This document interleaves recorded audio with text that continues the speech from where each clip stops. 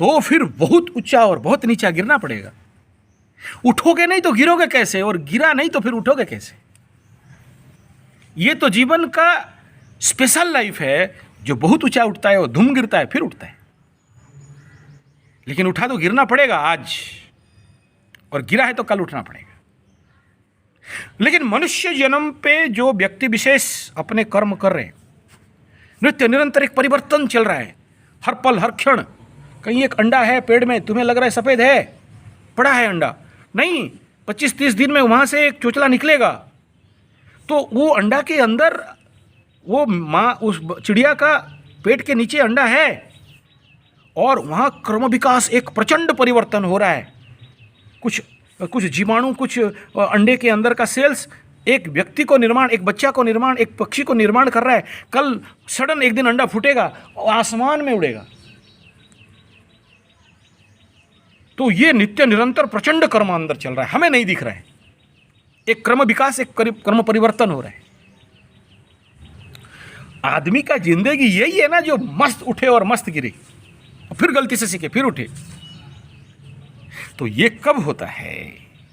जब व्यक्ति साधनात्मक जीवन को एक्सेप्ट करता है। अच्छा, अपने आप हो जाता है। यस, और पश्चाताप भी होता है। हाँ, कल आप विपश्यना जाते हो, 10 दिन का मेडिटेशन करते हो, सती पठान करते हो, आनापान करते हो, 28 दिन का कोर्स करते हो, या मेरे पास आके उससे ज़्यादा खतरा 1 महीना का कोर्स करते हो।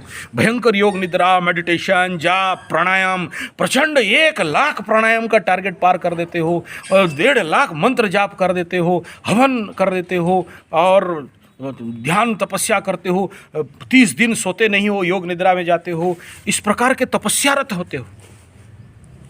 तपस्या क्या किया? तपस्या एक बोरिंग मशीन है।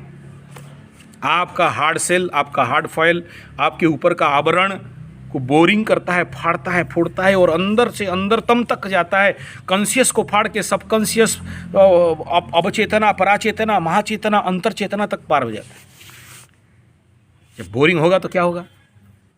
अंदर का कचड़ा बाहर निकलेगा, अननेसेसरी एलिमेंट्स बाहर निकलेंगे, अंदर का संवेदनाएं बाहर निकलेंगे, अंदर के अनकंट्रोल्ड थॉट्स, ऐसे बहुत सारे इमोशन जो अनकंट्रोल्ड है, वो फटफट करके बाहर निकलेगा। गंध निकले। जैसे बोलता हूँ ना, विपश्यना जाते हो, आज तक कभी तुम अपना शरीर का गंध नहीं जानते हो, ध्यान में बैठे बैठे तुम देखोगे कि तुम गंध कैसे आ रहा है।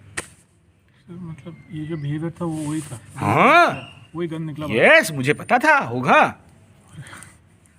तुम्हारे साथ नहीं, इससे पहले भी जितने कालसर्पियों का मैं किया हूं, तुम्हारा तो कुछ नहीं। मैं कालसर्पियों को क्यों डरता हूं?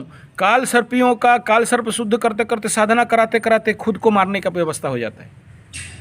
और अगर कोई नहीं सके ना, जो तुम बोल रहे हो कि ऑर्डर एंड गाइडेंस, उसमें ज्योतिष को ऊपर उठ के ना, उसका सारे नेगेटिव शक्तियों को खींच के अपने को खा के हजम करना होता है।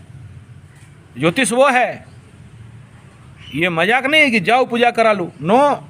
ये जैसे मैं इसे ऑर्डर कर दिया, जाओ काल सर्प कर लो, पूजा कर लो, ये कर लो, वो कर लो ना। वो जब व्यक्ति सरेंडर करता है तो वो तपस्वी साधक जाके खुद उसके साथ बैठ के काम करता है, तब जाके उसका कल्याण होता है। और ये सब करने के बावजूद भी कालसर्पी बोलते हैं हमारे लिए कुछ नहीं किया, दोष देते हैं। करते हैं, एक नहीं। आप, you are not my first case. मैंने कब इतना नहीं, आप मेरा फर्स्ट केस नहीं हो। इससे पहले बहुत सारे केस हैंडल किया हूँ, लेकिन सबके लिए उतना इन्वॉल्व होकर काम नहीं कर सकते हम लोग, जब तक उसका सरेंडर नहीं आता है, उसका 100% डेडिकेशन नहीं आता है, उसका जब तक समझ नहीं आता है।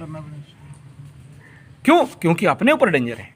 तुम जो आज बोल रहे हो कि 9 दिन से मेरा ऐसा ऐसा हो गया, ये कुछ नहीं हुआ। तुम और कुछ बवंडर हो के बम फटने वाला था। ये किस्मत अच्छा है कि ये यहाँ पर आके बैठ गए। तो मैं माफ़ी भी मांगी दोनों से। नहीं, वो माफ़ी हमें मांगने का ज़रूरत नहीं है। हम तो जानते हैं it is a natural phenomenon. अभी सोचो, टेंसा बरसुआ कल्टा लोहे का माइन से लोहे का पत्थर लाते हैं स्टील प्लांट में, क्रस्टिंग, गोर्जिंग, बुर्जिंग, उसको स्मेल्टिंग, उसको सिंटरिंग करके फिर ब्लास्ट फर्नेस में डाल के मारेंगे, ब्लो निकलेगा स्लाग। फिर स्लाग निकलने के बाद steel MS mile steel, pig steel, फिर उसको लेके एमएस एसएमएस में डाल के फिर ब्लो मारेंगे, बनेगा एमएस, फिर एमएस को लेके स्पेशल स्प्लिट प्लांट में जाके फिर ब्लो मारेंगे, निकलेगा एसएस, फिर उससे लेके एचएस में मारेंगे, हाई स्पीड निकलेगा, फिर सुपर स्टील बनाएंगे। इस प्रोसेस के दौरान इतना स्लैगिंग डिस्लैगिंग कचड़ा निकलता है, बाकी ले दे के क्या लोहा रह जाता है। 100 टन लोहा पत्थर से मात्र 5, 10, 20 किलो का सुपर स्टील निकलेगा। तो ये प्रोसेस में जो इतना कचड़ा निकलेगा ना, तो ये जो भी साधना प्रोसेस है, योग साधना, पंचगव्य, शरीर शुद्धि, ध्यान, जाप, मंत्र, प्रार्थना, हवन, ये जितना सब ब्लोइंग कर रहे हैं, ये कचड़ा लोहा को शुद्धि करके मतलब नियर अबाउट 100 टन से 60 टन का स्लैग निकल जाता है। तो गंध जब निकलेगा तो आदमी तो अनकंट्रोल होगा। तो mind uncontrol, body uncontrol, emotion uncontrol. एक बात सोचो, कोई लड़का देख रहा रास्ता में जाता होगा और कोई लड़की उधर से आ रही है, वो सामने वाले को नहीं देख पा रहा है, वो लड़की है, बूढ़ी है, शादीशुदा है, फ्रेश है, इसका हाथ गया और उसका ब्रेस्ट में लग गया। बहुत से देखोगे क्या है। अब इसको थोड़ा अलग केस में ले जाओ, हो सकता है बूढ़ा हो, 70 साल का बूढ़ा हो, और 70 साल में उसका शुक्र महादशा चलता हो, सामने वो बच्ची है, बूढ़ी है, औरत है, शादीशुदा है, विधवा है, क्या पता 70 साल का उम्र में ये जा रहा है और लड़की या औरत या बूढ़ी उधर से आ रही है और इसका हाथ गया, ब्रेस्ट में लग गया। केस देखे हो ऐसा? और मार धुलाई हो रहा है उसको।